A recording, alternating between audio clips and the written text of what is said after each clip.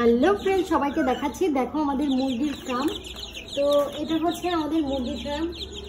খুব ছোট সময় এনেছিলাম ওদের, তো এখন বড় হয়ে গেছে। দেখো কতগুলো। তো সবাই আইডিয়া করে বলো তো কতগুলো এখানে মুরগি রয়েছে।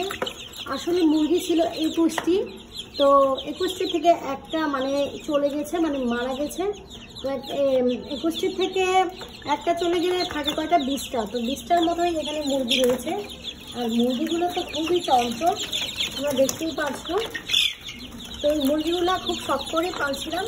এর আগের বারও আমি অনেকগুলো পেলেছি, আর এবারও পেয়েছি। দেখো কতগুলো মুরগি, ওরা খুবই দুষ্ট, খুবই দুষ্ট। দেখো আমাকে দেখে ওরা